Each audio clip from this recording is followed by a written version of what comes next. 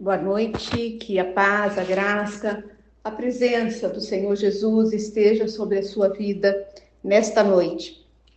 Nós estamos hoje entrando no Salmo de número 32.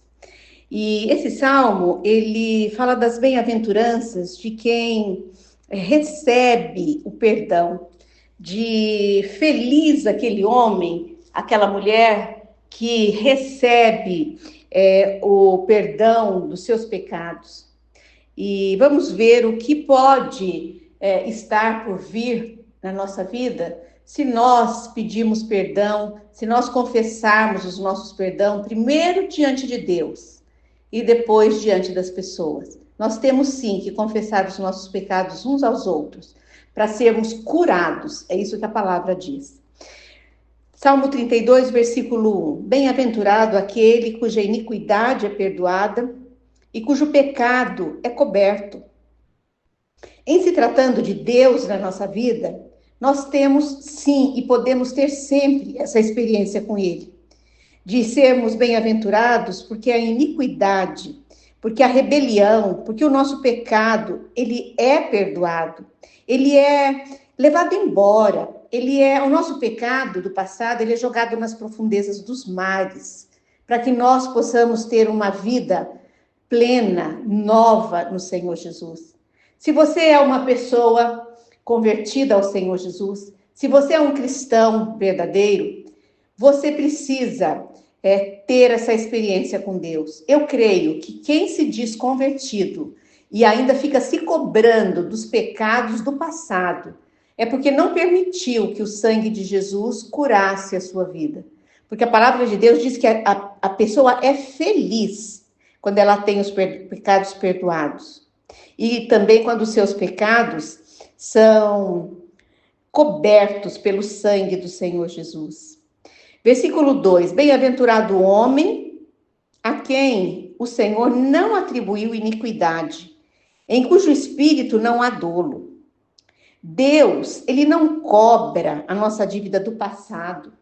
Ele não cobra os nossos pecados da nossa iniquidade no passado. Ele não cobra. Por isso que nós podemos ser felizes. Ou você é feliz com Jesus, com a vida nova que ele te dá, mesmo que você tenha errado e mesmo que você ainda erre hoje, né? Porque nós, estando no Senhor Jesus, nós vamos lutar contra o pecado. A Bíblia diz que a nossa luta é contra a carne, é contra as vontades da nossa alma, né? É carnal mesmo. E nós temos a certeza que o Senhor está nos dizendo que bem-aventurado nós seremos, porque o Senhor não vai cobrar a dívida do nosso passado, do nosso pecado. Se você está sendo cobrado pela dívida do seu passado, do seu pecado, das suas iniquidades, é porque o sangue de Jesus ainda não é suficiente na sua vida. Você concorda comigo? Versículo 3. Enquanto calei os meus pecados, envelheceram os meus ossos, pelos meus constantes gemidos todo dia.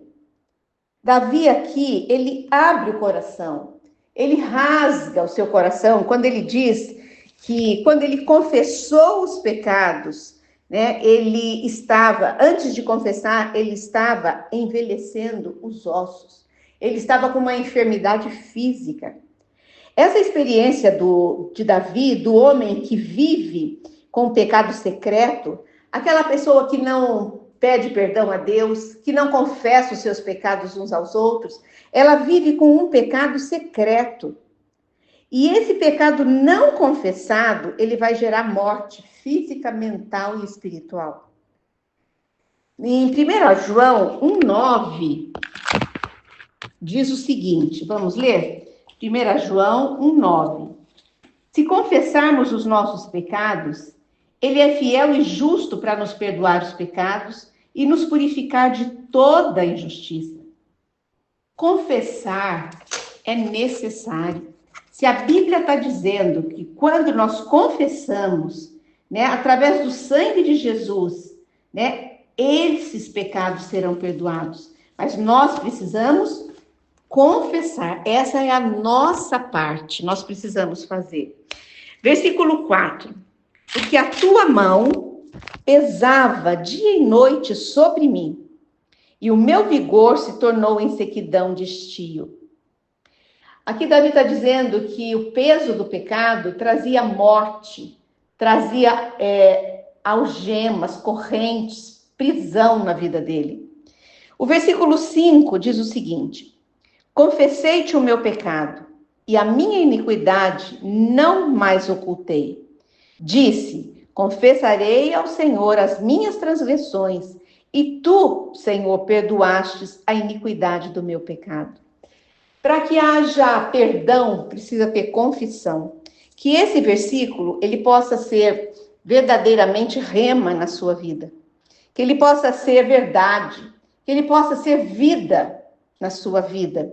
Você precisa confessar o seu pecado. E quando você confessar, você será perdoado. Eu queria ler para você também o versículo 7, que diz o seguinte: tu és o meu esconderijo, tu me preservas da tribulação e me cerca com alegres cantos de livramento.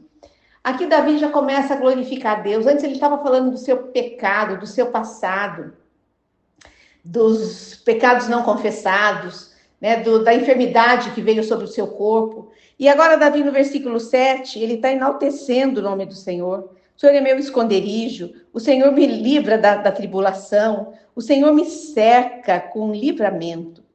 E o versículo 8 diz o seguinte: instruir-te-ei e te ensinarei o caminho que deves seguir, e sob as minhas vistas te darei conselho.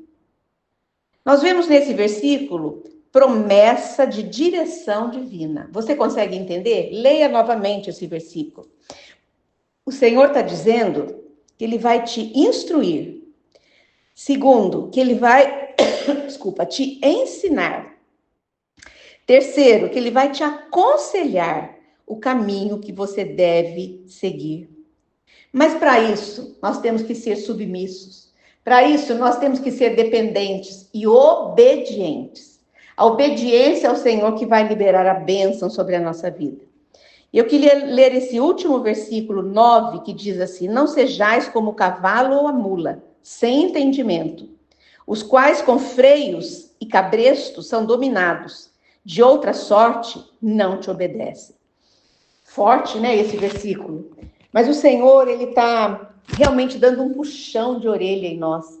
Ele está dizendo que os freios e os cabrestos, né, eles trazem o animal para perto, não é verdade?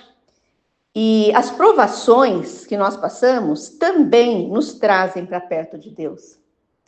Então nós precisamos entender que nós, quando estivermos na provação, nós não podemos nos afastar dele, mas nós devemos estar perto de Deus. Senhor, entregamos agora a nossa vida nas tuas mãos. Eu quero entregar todas as pessoas que estão ouvindo essa mensagem. Eu não sei quem são, eu não sei onde elas estão. Eu não sei o que está se passando no coração delas, Pai. Mas eu sei que o Deus que nós servimos, o Deus de Israel, é o Deus que pode trazer promessa, livramento, perdão. É aquele que pode nos levar para perto dele quando estivermos passando por uma provação. Senhor, nos abençoe, coloque sobre todos nós, todos que estão ouvindo essa mensagem, a tua boa mão, o teu perdão, a tua graça, o teu amor e a tua salvação. Eu oro assim, em nome de Jesus. Amém. Boa noite, até amanhã nesse mesmo horário.